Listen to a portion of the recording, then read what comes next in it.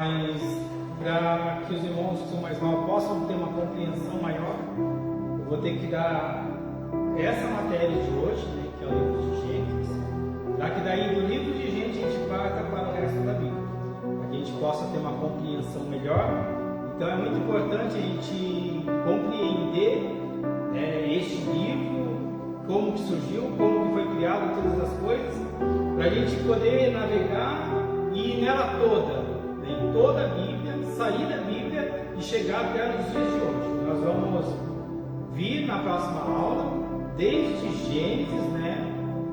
Aqui nós vamos tratar a parte da criação, mas nós vamos desde Gênesis passar por toda a Bíblia, toda a história bíblica, ir, né, ao longo da história, a criação da igreja. Vamos passar por Lutero e chegar até os dias de hoje. Amém? Da história da igreja. Vamos ler o primeiro versículo da palavra do Senhor para nós darmos início, que diz assim: no princípio criou Deus os céus e a terra. Feche os teus olhos um minutinho. Pai santo, eterno, justo e verdadeiro, Criador dos céus e da terra, obrigado, meu Rei, por tudo que tem feito e realizado sobre a nossa vida. E agora, Pai maravilhoso, Senhor, abre o nosso entendimento para compreendermos a tua verdade, a tua palavra, e ensina-nos nessa noite, ó Pai, em nome de Jesus Cristo, nosso Senhor e Salvador. Amém. Glória a Deus. No princípio, Deus criou. Podem se sentar, meus amados. Aleluia. Então, quando nós olhamos para a palavra de Deus, a qual na aula passada nós estávamos falando, quando nós introduzimos nela, quando nós chegamos na palavra do Senhor, ela já começa a dar início à geração, como que foi formado, como que foi criado, né? Todas as coisas. E a partir de que foi criado todas as coisas. E esse é o ponto inicial para a nossa compreensão da palavra de Deus. E como diz o primeiro versículo da Bíblia, no princípio criou Deus os céus e a terra.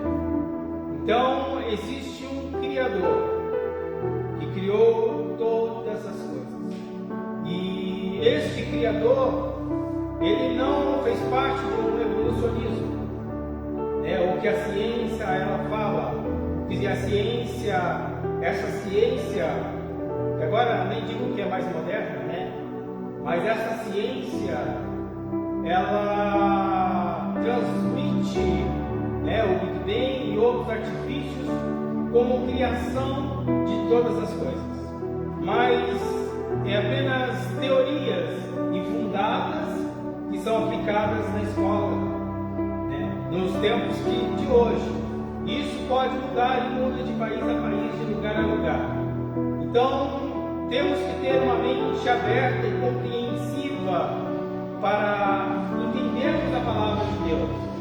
E muitas vezes vai chegar em choque que você aprende no mundo secular, com o que você aprende com as coisas de Deus, com a palavra de Deus. E isso é importante você entender qual é o maior fundamento. O que assemelha mais com a verdade? O que aprendemos lá fora ou o que aprendemos com a palavra de Deus? Para nós introduzirmos só nesta noite, a Bíblia, ela é um livro que não existe nenhum outro igual. Nada igual à Bíblia, nada. Você pode pegar todos os livros do mundo inteiro que foram escritos e não existe a harmonia que a Bíblia ela tem. A Bíblia ela foi escrita, como nós estudamos, por 40 autores ao longo de um período de 1500 anos, e ela tem uma harmonia extraordinária que nada no mundo inteiro já houve, como é a Bíblia Sagrada. Por isso que ela é tema de muitos estudiosos seculares e também cristãos ou judeus que estudam a palavra do Senhor. mas principalmente muitos estudiosos seculares que não são do meio cristão, que estudaram a Bíblia, né? E realmente eles comprovam que há veracidade na palavra de Deus. Então a gente tem que entender isso, para nós entendermos que existe um Criador para todas as coisas. A melhor explicação do mundo é essa: existe um Criador, existe um ser celestial, existe alguém maior do que nós, e esse alguém que nós denominamos como Deus, mas ele se denomina como eu sou, quando nós vemos na palavra de Deus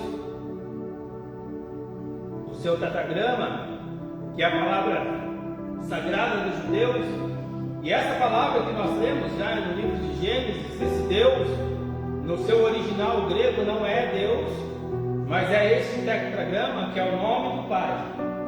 Amém? E quando nós temos este nome, eu sou, esse eu sou é o Criador de todas as coisas. Esta pessoa que se denomina eu sou, criou todas as coisas. E quando ele expõe por Moisés, através de Moisés escreveu o livro de Gênesis, o que acontece? Ele demonstra uma criação real, ele demonstra algo que é verdadeiro. Amém? Então vamos lá. No princípio, vamos lá no livro de João, capítulo 1, versículo 3, ele diz assim: no princípio era o Verbo, e o Verbo estava com Deus, e o Verbo, ele era Deus. E no princípio ele estava com Deus.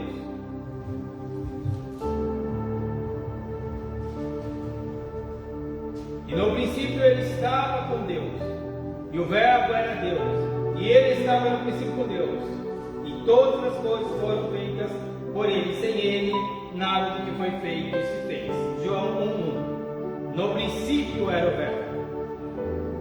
No princípio criou Deus os céus e a terra. Versículo 2: e a terra era sem forma e vazia, e havia trevas sobre a face do abismo. O Espírito de Deus se movia sobre a face das águas. Então nós vemos agora já o versículo 2, falando, que o Espírito de Deus se movia, ele pairava sobre a face das águas. E criou Deus a terra em 6 dias. Gênesis 1:3-31. Nós vemos agora entrando já na criação, e ele diz: haja luz, e houve luz. Como foi feita essa criação? Deus disse: haja, e houve. Ele falou, e foi realizado.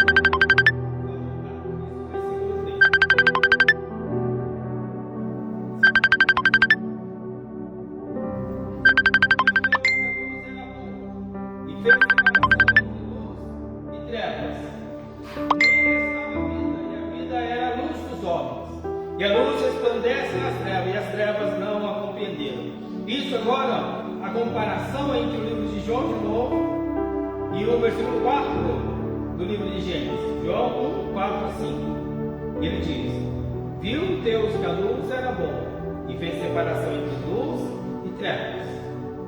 No Evangelho de João, nele estava a vida, e a vida era a luz dos homens. E a luz resplandece nas trevas, e as trevas não a compreenderam. Versículo 5. E Deus chamou a luz dia, e as trevas noite, e foi a tarde e a manhã do primeiro dia, a formação do dia e da noite. Então nós vemos agora aí a formação do dia e da noite. Disse Deus: haja luminares no meio das águas, e haja separação entre águas e águas. E essa separação entre as águas e as águas é simplesmente, quando Deus separa uma água, que é a nossa atmosfera, a água que existe na parte de cima. Você sabia que existe água em cima? Existe água em cima, nuvens. Quando chove, cai o que do céu? Não é água? Tem água em cima, tem água embaixo. Deus fez separação.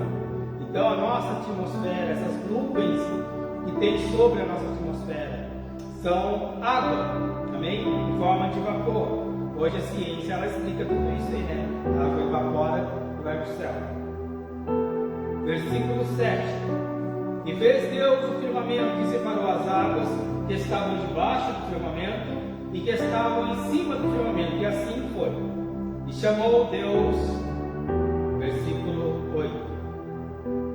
E chamou Deus o firmamento do céu, e foi feita a tarde e a manhã do dia segundo. Versículo 9.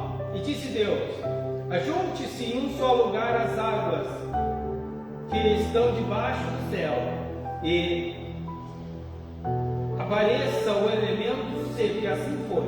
Apareça a terra. Versículo 10. E chamou Deus o elemento seco terra, e ao ajuntamento de águas de mares, e viu Deus que isso era bom. Amém? E aí foi já. Versículo 10, vamos para o 11.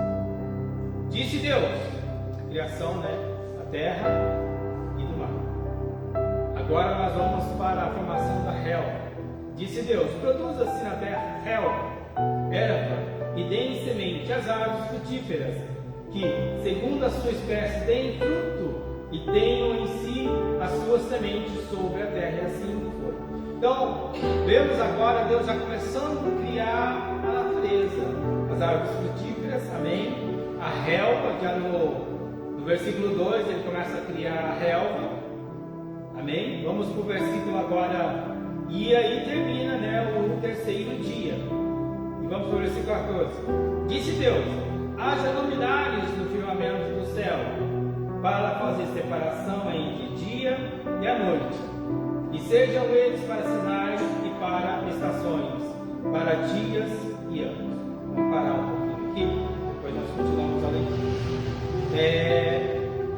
Aqui, quando Deus ele cria os luminares, quando ele cria, né, o sol, as estrelas, né, esse versículo 14, ele já está fazendo o nosso calendário. Esse é o calendário, viu? Como o calendário, contando o dia, né, contando assim, as estações, cada estação do ano, e era contado pelas essas estações, e aonde que você podia já se contar tudo aquilo, todo o movimento que a Terra já fazia, que foi descoberto muito tempo depois.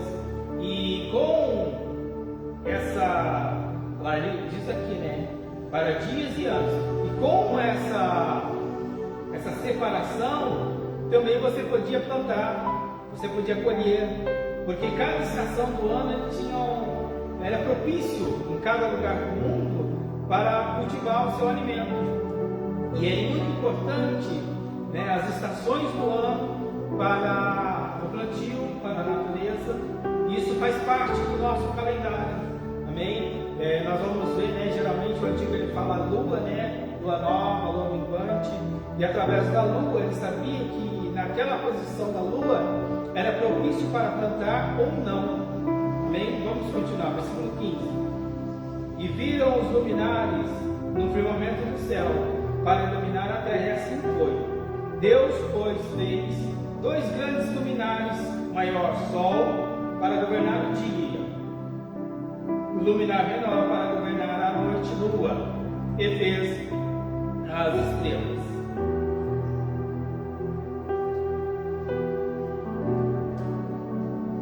E Deus pôs o firmamento dos céus para iluminar a terra, para governar o dia e a noite, para fazer separação entre luz e trevas, e viu Deus que isso era bom.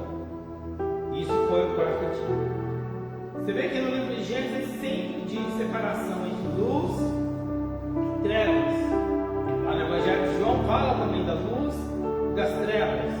Depois, na compreensão de toda a Bíblia, nós entendemos que as trevas é o mal, que as trevas é Satanás. Ele vem das trevas. Amém?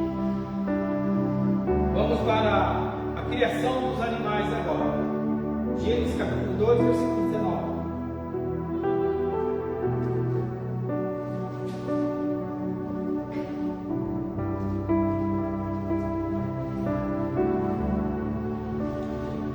Da terra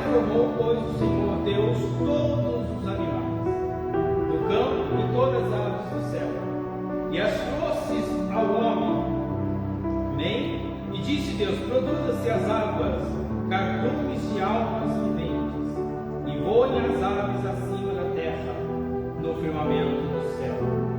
Quando Deus ele se refere aqui no versículo 20, do céu, você vê que ele não está no plural. E lá, nos outros, ele falou no plural. Por que Deus fala no plural? Porque existe mais de um céu. Você sabe quantos céus existem? Existem 3 céus. 3 céus. Na compreensão bíblica. Nossa atmosfera, nossa galáxia e a morada de Deus. Amém? São esses 3 céus que existem. Nossa atmosfera, galáxia, né? Todo o espaço que nós vemos, né? O espaço sideral todinho. E a morada de Deus, que é o terceiro céu. Vamos para o versículo 21. Ele cria alguns seres marinhos, né? E criou, pois, Deus os seres marinhos. Lá na Almeida está monstros marinhos. E todas as almas viventes que se arrastavam, as quais as águas produziam abundantemente segundo a sua espécie, e toda ave que voa segundo a sua espécie. E viu Deus que isso era bom. Amém? Então Deus abençoou, frutificou, multiplicasse e encheis os mares e por diante. E foi então o dia quinto. O quinto dia aí. Amém? Então Deus já criou a terra, o céu, o sol, as estrelas, as plantas e os animais. Amém? E agora nós vamos para o próximo dia, criação dos seres viventes. Vamos falar de alguns répteis aqui para nós chegarmos depois na criação do homem. Versículo 24 diz assim: Disse Deus: produza-se a terra almas viventes segundo as suas espécies, animais domésticos. Esses dias eu ouvi alguém falando que não tinha animal doméstico no passado, que era tudo selvagem e depois foi domesticado. Eu queria ver um 20 aí no meio da selva, que ia se virar. Então irmãos, a gente tem que ter muito cuidado com a evolução, porque não há uma base. Mas a Bíblia,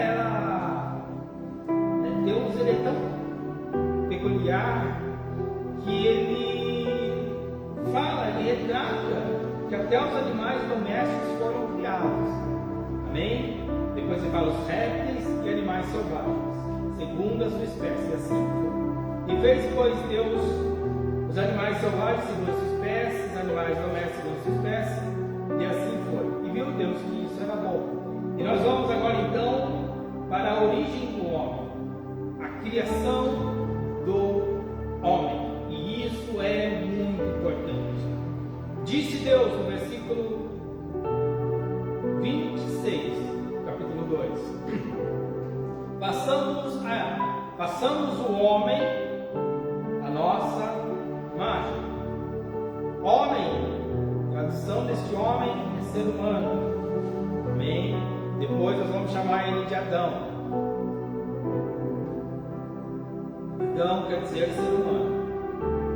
Façamos o homem a nossa imagem. Vamos parar aqui. Olha a frase, entende a frase? Façamos. Existe um diálogo aí, alguém está conversando. Certo? Alguém está conversando aqui. Quem está conversando? Deus está conversando entre si. Se nós voltarmos lá para João, nós vamos entender que existe um diálogo acontecendo. Lá no Evangelho de João, no seu primeiro capítulo, novamente, ele vai dizer assim: no princípio era o Verbo, e o Verbo estava com Deus. Opa! Quem era o Verbo? E o Verbo estava com Deus lá no princípio. E o Verbo era Deus. Ele estava com Deus e ele era Deus. E ele estava no princípio com Deus. Todas as coisas foram feitas por ele. E sem ele nada que foi feito se fez. Opa! Ele estava com Deus. E foi feito tudo por ele. E nós vemos agora um diálogo acontecendo aqui. Deus Pai, Deus Filho, falando, né? Talvez o Espírito de Deus, mas há um diálogo entre a teologia de Deus aqui, conversando. Quando nós vemos toda a criação, nós conseguimos ver só uma coisa: haja, passamos. Agora não haja, né? E fez os animais selvagens. Vou voltar um pouquinho só para irmãos terem uma ideia. Disse Deus: produza-se almas viventes, haja luz. Mas quando nós chegamos na criação do homem, ele começa: façamos o homem a nossa imagem, conforme a nossa semelhança. É impressionante que Deus ele para criar o homem e cria o homem à semelhança de Deus, cria o homem parecido com Deus. E esse homem que Deus cria parecido com Deus, no que ele é parecido com Deus? Se nós olharmos o que a gente faz, a criação, né, a construção de um prédio, isso aqui é simples, mas as torres que são criadas, nós temos inteligência, sabedoria, tanta coisa que nós temos. E isso vem da onde? Do macaco? Vem do macaco. Isso vem de Deus, né? São aspectos de Deus que Deus colocou em nós, na nossa criação. E tem mais uma coisa ainda que Deus ele quer em nós, que é o seu caráter. Então ele quer que nós sejamos parecidos com Deus. E ele nos criou para isso, sermos parecidos com Deus, sermos próximos a Deus. Quando Deus cria Adão, Deus criou Adão perfeito. Você acha que Adão era igual a gente? Não era, não. Adão, ele era dotado do Espírito de Deus, ele é cheio do Espírito de Deus. Não como nós buscamos para nos encher dia após dia do Espírito Santo. Não, ele era pleno do Espírito Santo. Ele era imortal. Adão era imortal. Adão era imortal, cheio do Espírito de Deus e dotado de Deus em sua vida, de conhecimento e sabedoria, né? E muitos outros atributos de Deus na vida do ser humano. Adão era assim. Se a gente continuar lendo, a nossa imagem, certo? O espelho de Deus. Quando a gente fala assim, ele é o meu espelho, não é porque é parecido fisicamente, mas porque é parecido intelectualmente, certo? Conforme a nossa semelhança, parecidos com Deus. E ele diz: e domine sobre os peixes do mar, sobre as aves do céu, sobre os animais domésticos, sobre toda a terra, sobre todo o réptil que se arrasta sobre a terra. Versículo 26. Deus então cria o homem para dominar, para liderar, para comandar, para dar nomes, para fazer construções, para fazer todas as coisas necessárias. Então Deus faz o homem dotado disso. Por isso que ele é parecido com Deus. E ele foi criado para dominar. O mundo foi criado para nós. O mundo foi criado para nós, não nós para o mundo. O mundo foi criado para sermos uma bênção. O mundo foi criado para você. A terra foi criada para você. Os alimentos foram criados para você comer. Tudo foi feito para você. Mas o que aconteceu no meio do caminho? Esse é o problema. Era perfeito. Deus coloca ele num jardim, na sua criação, que ele precisava comer, ele precisava estar bem. E Deus coloca ele nesse jardim, na sua criação. E quando Deus coloca o homem nesse jardim, ele tem tudo ali. Mas ele agora tem um trabalho fantástico: dominar todos os animais, estar ali fazendo algo tremendo de Deus. Então, quando Deus formou o homem, era perfeito. E não criou o homem para sofrer. Não criou o homem para ser dominado. Não criou o homem para viver como nós vivemos, mendigando o pão de cada dia. Deus criou o homem para viver em abundância. Deus criou o homem para se alimentar em abundância. Está lá qualquer animal, come, mata e come. Qualquer animal quer comer carne de gado, está lá, mata e come. Ah, eu quero comer carne, né, de porco, javali, que seja, qual animal que fosse, que era para mantimento, estava lá. Você não tinha que sofrer por isso, mas nós vamos entender isso, por que isso aconteceu. Por que aconteceu isso conosco? E nós culpamos a Deus quando nós sofremos. Quando você chega num estado de sofrimento, você quer culpar a Deus do seu estado de sofrimento, mas você não entende que alguém errou antes de você. Alguém errou lá atrás. Não foi Deus que errou, mas alguém errou. E quando alguém errou, alguém precisa acertar para consertar as coisas. Precisa se consertar aquilo que está errado. Amém? Vamos continuar. Versículo 27. E criou, pois, Deus o homem, a sua imagem, a imagem de Deus o criou. Homem e mulher os criou. Agora ele já coloca, né? Ele fez a criação do homem e da mulher. Depois nós vamos chegar na criação do homem e da mulher. Amém? Vamos para o 29. Disse-lhe, pois: eis que vos tenho dado todas as ervas que se produzem semente, as quais se achem sobre a face da terra, bem como todas as árvores em que há fruto de semente, ser-me-ão por mantimento. Então agora Deus ele fala do mantimento, que ele dá as árvores de mantimento, né? As que produzem frutas, né?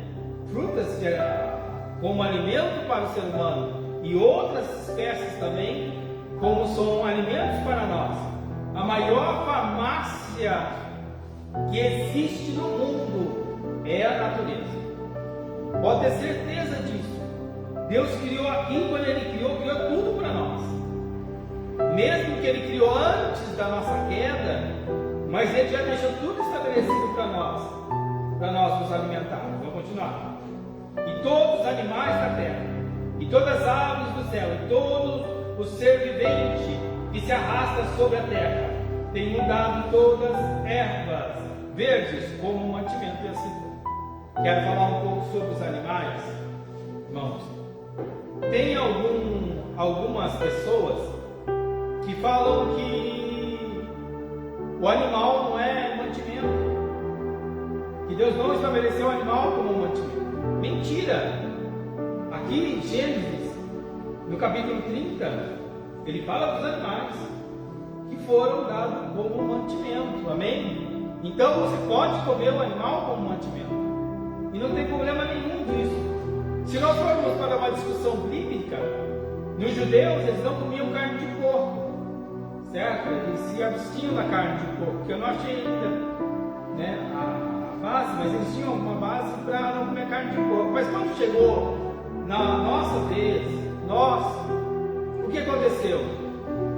Em vez de nós não comermos, os judeus não comiam, mas nós comíamos.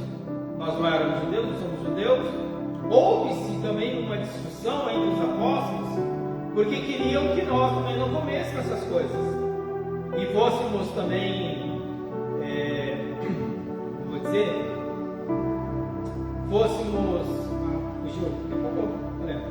e quando ele faz isso conosco, eles fizeram uma discussão dizendo: não, o que os gentios têm que fazer é só uma coisa: se abster dos ídolos, da carne sufocada e do sangue. Por que do sangue? Por que a gente não pode comer chouriço? Por quê? Porque Porque Jesus derramou o sangue por nós. Sangue é símbolo para a nossa vida. Então é símbolo de salvação.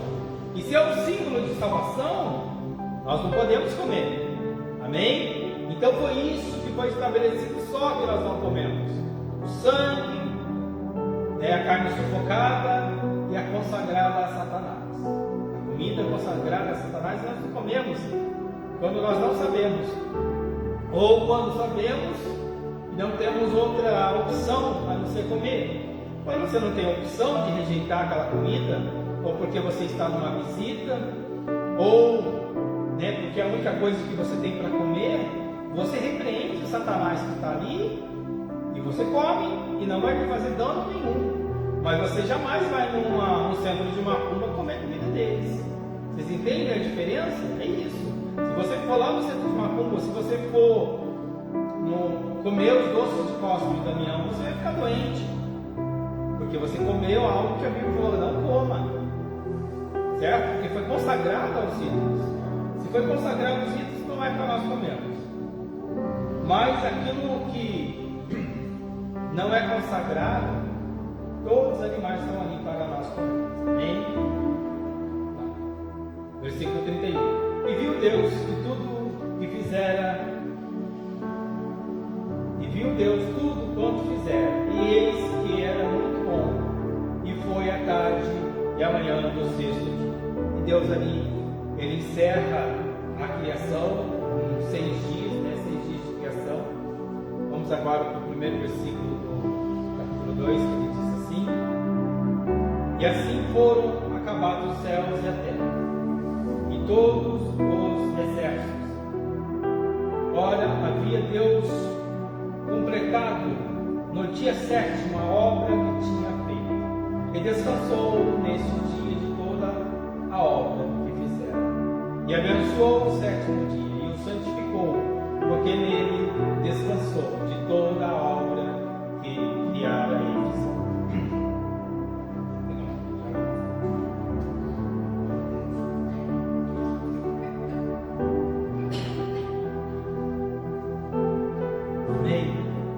Agora nós vamos à introdução do 7º dia, certo?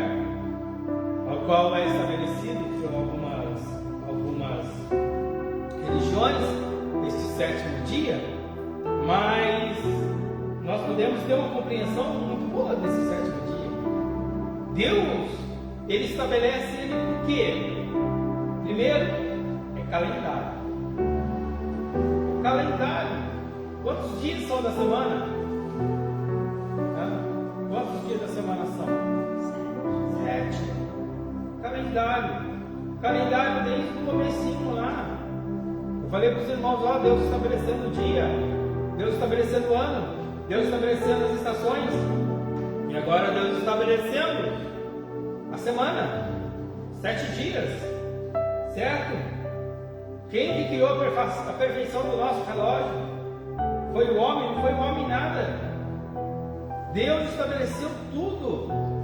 Vamos para o 7º dia.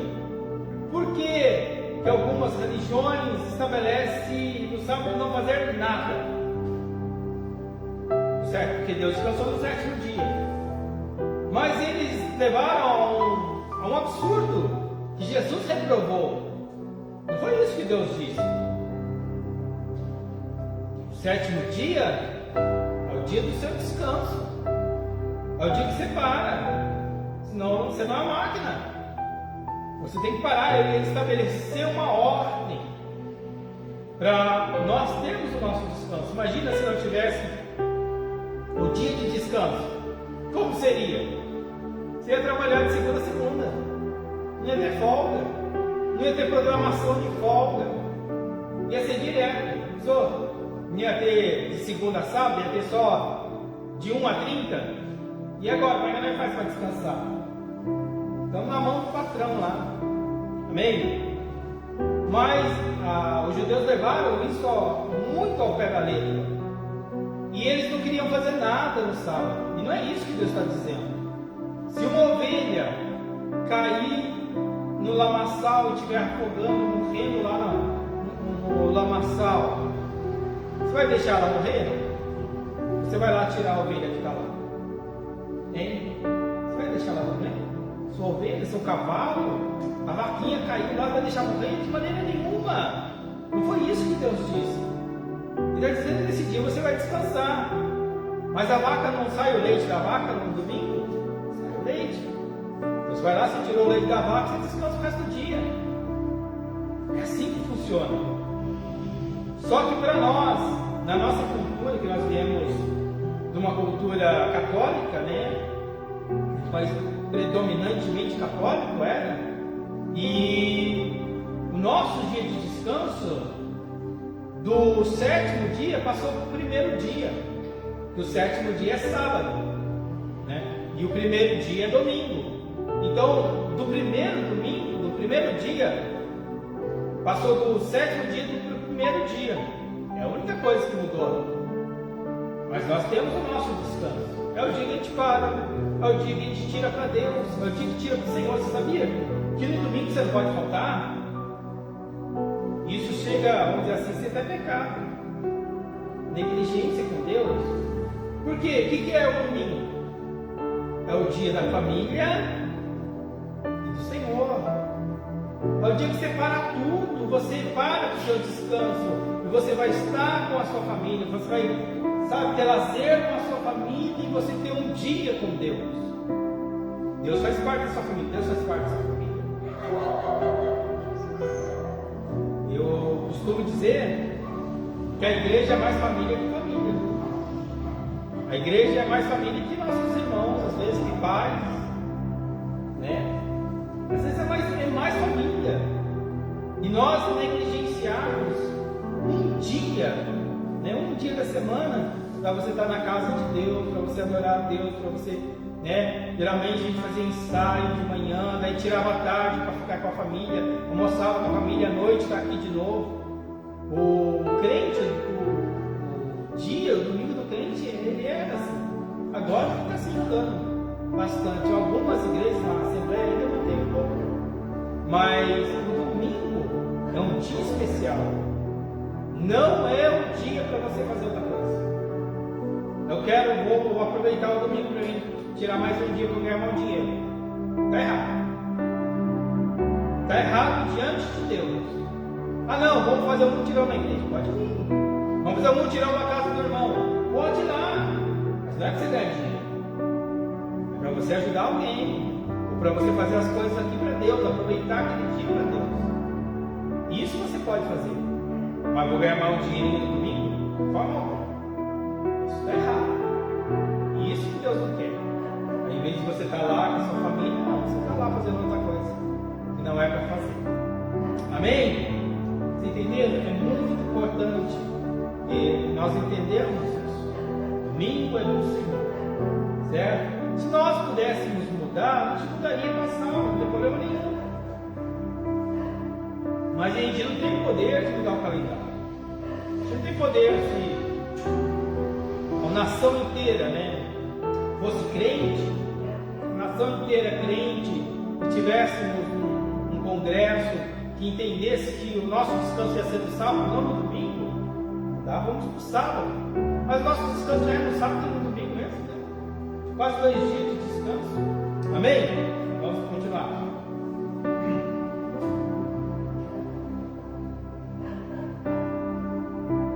Versículo 8, nós vamos direto no 8, 2:8.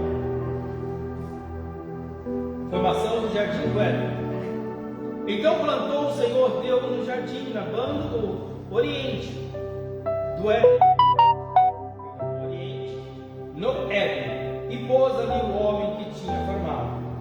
E o Senhor Deus fez brotar. Vê que ela fala: Senhor Deus, Senhor eu sou.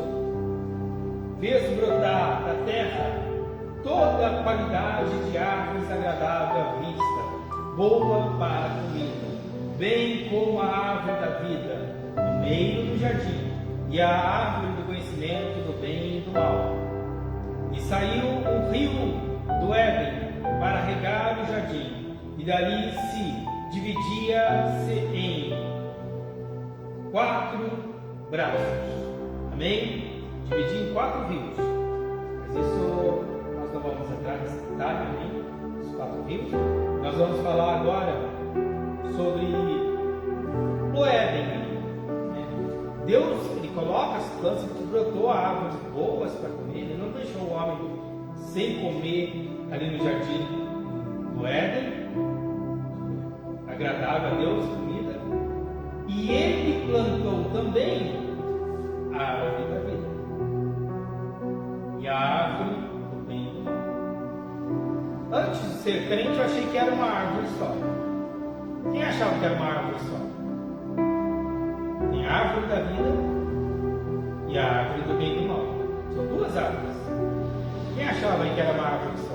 Sabia que era uma árvore? Que eram 2 árvores? Quem sabia que eram 2 árvores? Sabia? Não? 2 árvores. Era uma só? São 2 árvores. Certo? O que a árvore da vida faz? A vida eterna.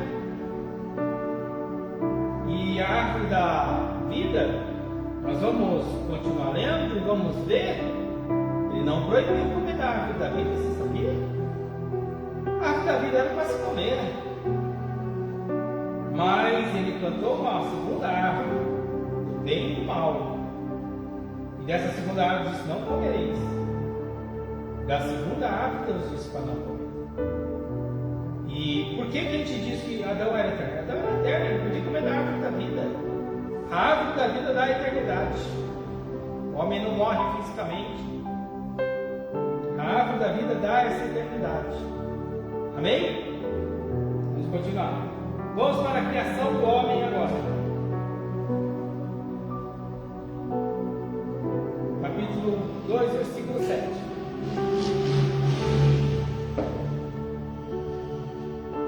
Vamos lá. E formou o Senhor Deus o homem do pó da terra. Como ele vimos sobre isso, né? Olha só do que o homem é criado da terra. Do pó da terra. Ele pega a terra, né? A terra certa, e ele faz um molde, entre aspas, né? Uma analogia. Ele pega, faz ali aquele barrinho na mão, depois ele diz, né? Que sopramos em sua narina o fôlego da vida. O que é a terra de nós? Quando ele forma o homem do pó da terra, o que é isso? Corpo, nosso corpo, a nossa matéria é a terra. O nosso corpo, os minerais da terra tem no nosso corpo. A ciência já comprova tudo isso.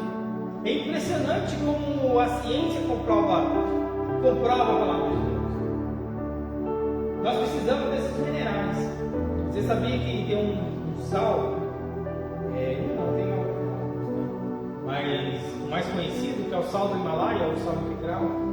O sal do Himalaia, ele tem mais de 66 minerais. Acho que o sal integral tem até 80 minerais. Minerais? Sabe onde que estão esses minerais? Tem de nós. Os minerais, eles fazem parte da nossa corrente sanguínea. A nossa corrente sanguínea ela é formada de minerais. Desses minerais. Infelizmente, o ser humano é tão terrível e nojento que ele pegou esse sal tão bom, com tantos minerais que fazem parte do nosso corpo. Por que Deus fala tanto do sal? Antes eu pensava assim, né? Mas por que Deus está falando de sal da terra? Mas o sal é um monstro, não é? Se comer sal, a pressão sobe, destrói a gente, não é verdade? O médico, não pode comer sal, não pode comer sal. E uma coisa também que eu vou dizer para os irmãos: o médico fala para não comer sal, mas por que ele está dizendo que não pode comer sal? Por que ele não fala a verdade? Eu vou dizer para vocês que vocês precisam comer sal, e que sal abaixa a pressão. Você sabia que o sal abaixa a pressão? O sal regula a pressão. Se começar a comer sal, deixa eu terminar. Se vocês começarem a comer sal, sabe o que vai acontecer? Vai regular seu organismo. Você vai se sentir bem ou não. A Mazélia estava com problema de saúde, com pressão, essas coisas aí. Eu falei: Zélia, Tome esse sal aqui. Você vai pegar 1 litro de água e colocar uma colherzinha de café, vai tomar o dia inteiro. A sua água vai ser água só com sal agora. Vai tomar água sem sal mais. 2 litros de água com sal todo dia. Nossa, estou sentindo muito melhor. Por que, irmãos? Porque este sal, o sal do Himalaia, o sal integral, o sal original, sem ser lavado por química, sem ser essa coisa nojenta que eles fizeram, porque eles tiraram todos os minerais e deixaram o sódio. Você come sódio, você fica inchado, você fica com pressão alta. Não é o sal que te deixa com pressão alta, é o sódio. Esse sal que você compra de R$1,50. Esse sal nunca coloque na tua boca, não é sal, é sódio puro. Então o que você tem que fazer? Compre o sal do Himalaia. O sal do Himalaia vai mudar totalmente o seu organismo. Por quê? Nós fomos formados de minerais. Fomos criados de minerais. E a nossa corrente sanguínea inteira é formada de minerais. Quando você se alimenta da forma correta, com aquilo que Deus criou, você vai ter uma saúde muito melhor. Amém? Você entendeu como que o corpo, olha o envolvimento do nosso corpo com a criação de Deus? Não tem como falar assim que não foi Deus que fez, que não foi Deus que nos criou. Amém? Vamos continuar. E Deus formou o homem do pó da terra e soprou isso nas suas narinas, fôlego da vida. O que é o fôlego da vida? Alguém sabe me dizer? Só uma sugestão. O que é fôlego da vida? Vou falar uma aqui. É o ato de respirar? Pode ser? É aquele que faz a gente respirar? Será? Será que é isso mesmo? E se eu falar que não é? Não é? Vou dizer para vocês o que é. Fôlego. O que é fôlego? É fôlego de alguém. Fôlego da vida. Quem é vida? Quem a Bíblia diz que é vida? Jesus. Fôlego de Cristo. Fôlego de Jesus. E soprou o fôlego de Jesus em nossas narinas. Soprou o fôlego de alguém. Não é o seu fôlego. Não é o seu ato de respirar. Você não estava vivo? Como que é seu fôlego? Você nem era aí na alma vivente. Era um pedaço de barro. O que o barro está fazendo? O barro nem respirando, tá?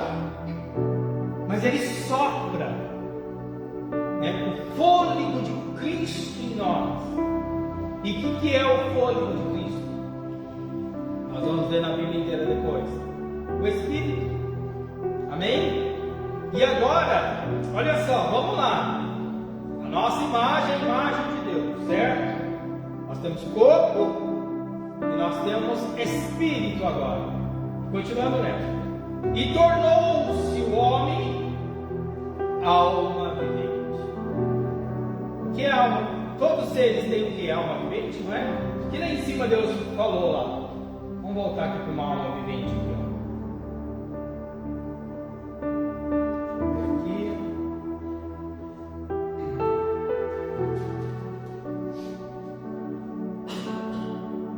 Vamos para o versículo 24 do 2, diz assim: e produz a terra almas viventes. Opa, vamos parar um pouco aqui comigo de novo, meus irmãos. Porque eles querem dizer que só o homem tem alma. Alma vivente. Não é? Só o homem tem alma? Cachorro não tem alma, não tem nada. O que é a alma? Alma vivente. Então a Bíblia está errada, né? Porque todos os animais têm alma vivente. Aí chega aqui no homem, ele fala o quê? Alma vivente. Então por que o homem não tem alma? Quer dizer, por que os animais não têm alma? Que invenção é essa? Não, está errado. Eles foram formados almas viventes. E nós nos tornamos agora alma vivente. O que é alma? Quem você é. É o seu ser a pessoa que está aqui dentro. O Israel é a alma vivente dentro de um corpo, certo? A nossa alma vivente, ela é dotada da semelhança de Deus, com inteligência, com cérebro, com intelecto. Nós fomos formados à imagem de Deus. E os animais não foram formados à imagem de Deus.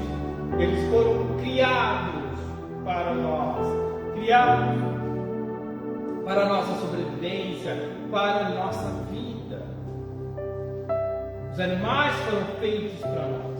E nós fomos feitos alma vivente. Agora o homem é formado. Vamos lá. Corpo, alma e espírito, certo?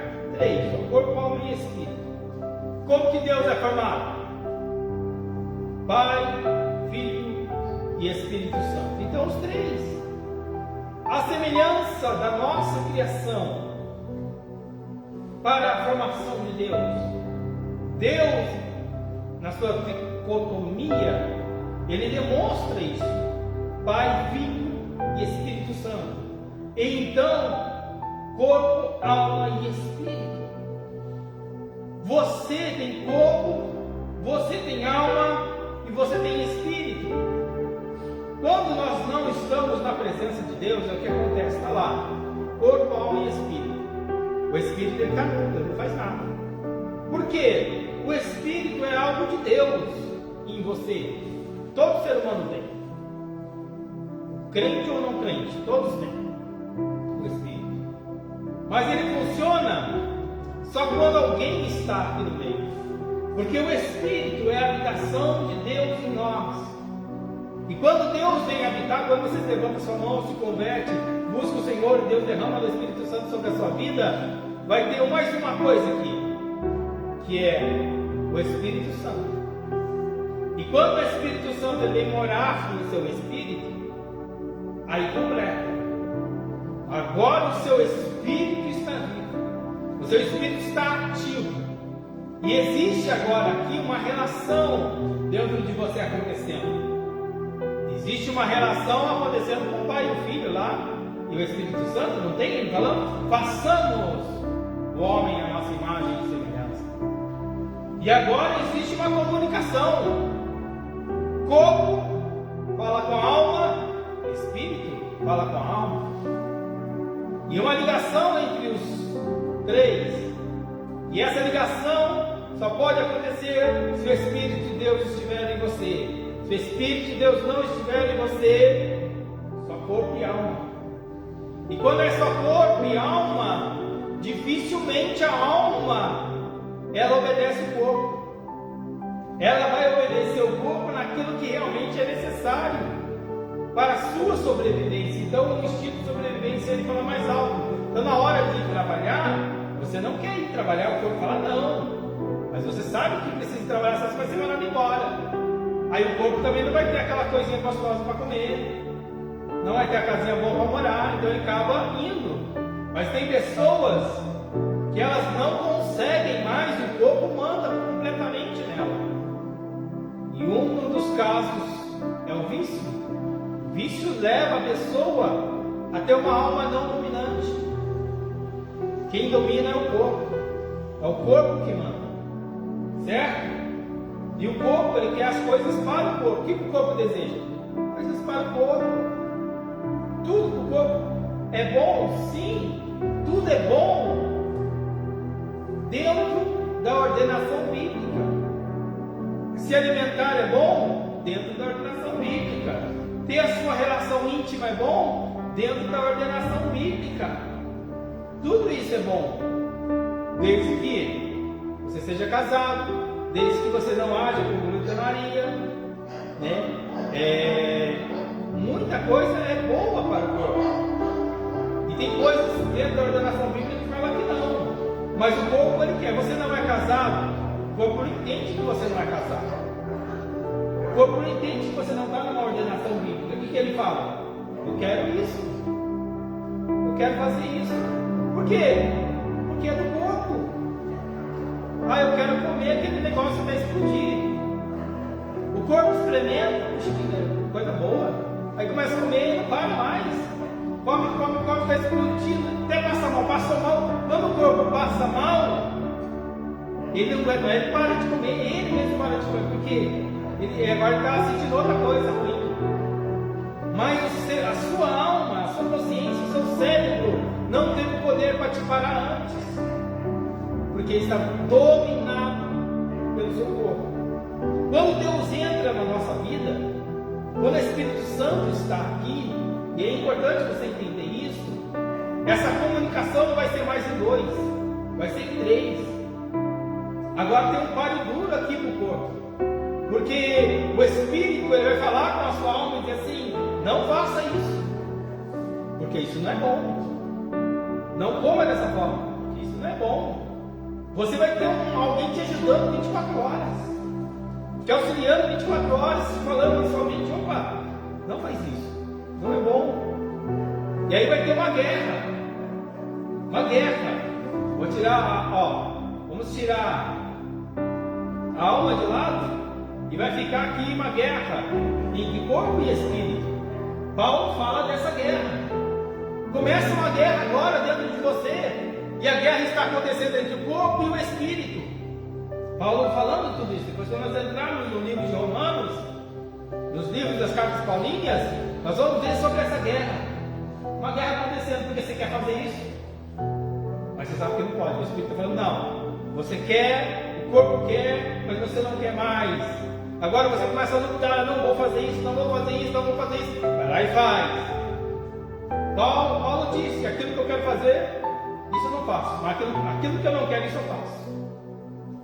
E não é verdade? Nós não somos assim? Porque existe uma guerra dentro de você, meus queridos. E esta guerra só pode ser vencida se você for cheio do Espírito Santo. Não basta agora estar com o Espírito Santo, tem que ser cheio do Espírito Santo. E como que é cheio do Espírito Santo? Eu queria que alguém falasse também. Pastor voz livre. Como você se enche do Espírito Santo? Qual que é a maneira prática de se encher do Espírito Santo? Através do quê? A oração. Enche o Espírito, ó. Isso aqui só enche com a oração. Então a oração é importante. Como que é a oração? Nós vamos continuar aqui. Olha, a hora já terminou. Como se enche da oração? Com intimidade na sua oração. Como se enche isso? Intimidade na oração. Falar realmente com Deus, buscá-lo de todo o seu coração. Amém? Vamos lá, meus queridos. Entenderam a criação do homem? Amém? Corpo, alma e espírito.